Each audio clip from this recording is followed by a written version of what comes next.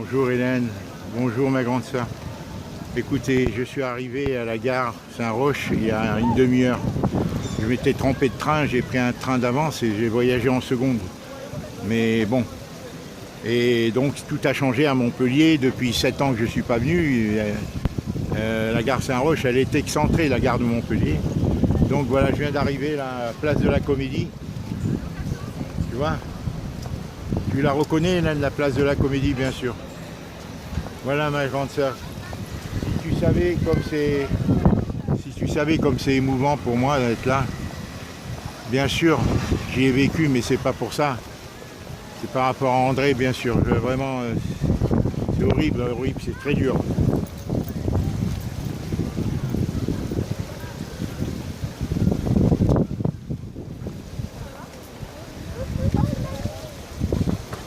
C'est très dur, tu vois Hélène, c'est très dur. Plus le temps passe, moins j'accepte. Plus je me dis, tu vois, j'ai beaucoup de mal à récupérer pour l'ensevelissement d'André. Ils prennent tous du temps. Je me pose des questions, mais pourquoi prennent-ils tant de temps? Monsieur Payan des pompes funèbres avait dit à Kiomi il y a 4 jours qu'il fallait un permis d'inhumer. Madame Martini, la police judiciaire légiste qui a constaté le décès avec le docteur traitant, le médecin traitant, quand je lui ai téléphoné, elle revenait de vacances, elle était partie. Elle me dit, mais non, dans le cas de votre soeur, il n'en faut pas. Alors je téléphone à monsieur Payan, c'était parce que pour faire l'acte de décès. Et monsieur Payan, il me dit, non, non, effectivement, et je lui dis, mais pourquoi vous l'avez demandé? Il me dit, non, il ne faut pas, mais c'est dans les 6 jours ouvrables que votre soeur aurait dû être inhumée, et comme ça ne s'est pas fait, il faut que je demande l'autorisation à la préfecture, tu te rends compte? C'est leur métier, Hélène. Qu'est-ce que c'est ce baratin? Alors je me dis, où est le corps d'André? Qu'est-ce qu'ils en ont fait finalement? Tu sais, j'ai l'impression que c'est un jeu, tu vois, un jeu de rôle, là, chacun joue son truc. Mais qu'est-ce qui est advenu à André? Pourquoi elle est décédée comme ça? Pourquoi le docteur et tout ça, le médecin, l'assistante sociale, soi-disant, elle a changé d'adresse, elle ne travaille plus? Moi, je trouve inadmissible. Même si elle est décédée, elle aurait dû être découverte le jour même ou le lendemain, mais pas 3 semaines. Ça, c'est un complot. Hein. Ça, c'est une responsabilité professionnelle. Nous, moralement, on sait qu'on avait des petits problèmes relationnels, qu'André était un peu... Mais eux, ils n'avaient pas le droit. Au titre de leur profession, que ce soit les médecins, les assistantes sociales, les aides ménagères, que soi-disant, tous ces gens-là, Hélène, auraient dû dire, il n'est pas question, ou nous aviser, on ne va plus la voir, elle ne nous donne pas le signe de vie. Qu'est-ce que vous décidez? Ils auraient dû nous dire. Et là, je serais venu, ou on l'aurait mise d'office. Elle serait venue à Auray, ou bien, bon, d'office dans une maison de retraite ici. Parce qu'elle était en danger, on savait que ça allait revenir. On savait que ça allait, tu vois, mes 2 valises, je suis venu avec 2 valises vides. Dedans, il y a un sac de voyage, il y a un peu de vêtements. Voilà, je ne sais pas combien de jours je vais rester, je vais aller voir aux pompes funèbres. Voilà, c'est dur parce que je sens son absence déjà, hein, en arrivant ici, tu vois, à Montpellier. Ça va être trop dur, Hélène. Alors je suis venu d'avance parce qu'Émile m'a dit il faut y aller, récupérer tout. Et je vais être sûr qu'il va nettoyer tout, tu vois, demain samedi. Parce qu'il a dit dans le devis, j'interviens samedi exceptionnellement si vous me faites l'avance. Alors Émile a débloqué l'argent qu'il va récupérer bien sûr quand les droits de succession, voilà, le déblocage de la banque débloquera sur les 10 000 €. Voilà. Il m'a dit qu'il m'avancerait l'argent aussi pour ici, voilà, pour le voyage, pour l'hôtel. Bon, Émile est très complexe, Hélène. Émile est très, très complexe. Il s'énerve pour rien, il n'écoute pas. Il en veut à tout le monde. Alors, je ne sais pas, Hélène. Je ne vais pas tout te relater. Pour l'instant, j'arrive, tu vois, voilà, sur la place de la Comédie, que tu connais.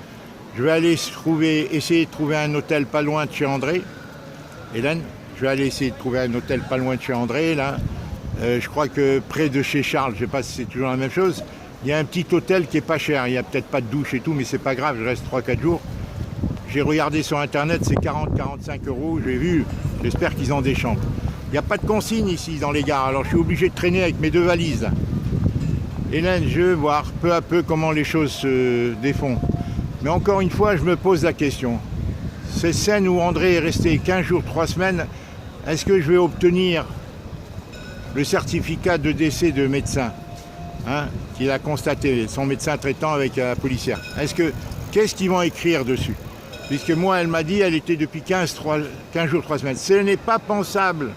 Ce n'est pas pensable qu'il l'ait laissé sans la contacter par un moyen ou un autre, même si André refusait. Même si André... Mais je lui dis au docteur en question, docteur traitant, je lui dis, mais elle est malade, madame. Elle me dit, votre soeur est difficile, mais tout le monde est difficile. Elle me dit, mais on ne peut pas obliger les gens. Mais j'ai dit, non, madame, on nous confine, on nous oblige. Elle dit, c'est pas la même chose. Je t'ai envoyé, Hélène, l'enregistrement. Voilà, je ne veux pas me répéter, Hélène, mais bon, ça m'a fait un drôle de choc de descendre sur la place de la Comédie. Parce que je ne verrai plus André et voilà, je n'accepte pas. Franchement, je n'accepte pas, voilà.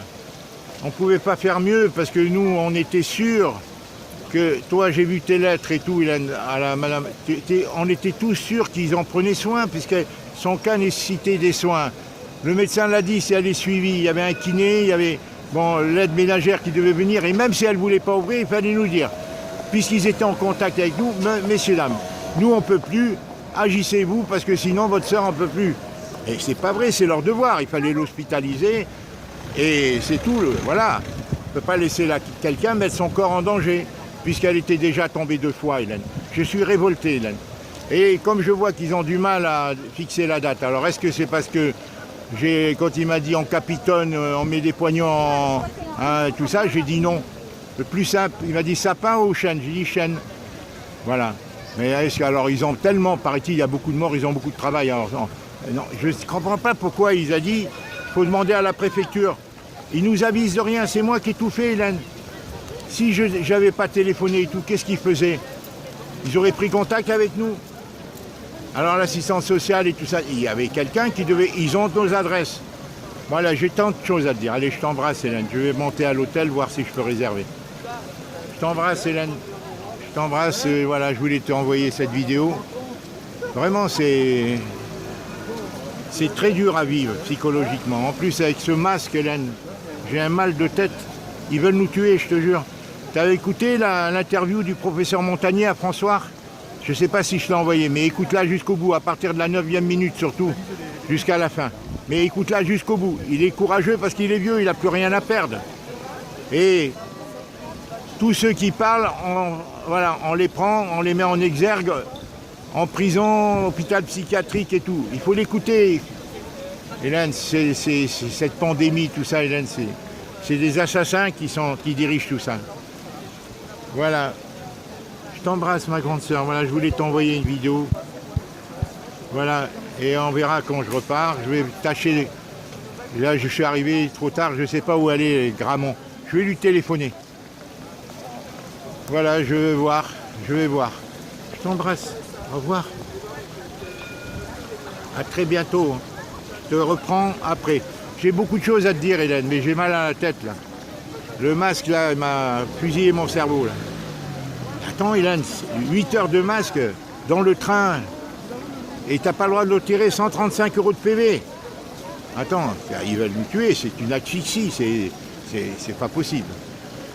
Allez, je t'embrasse, Hélène.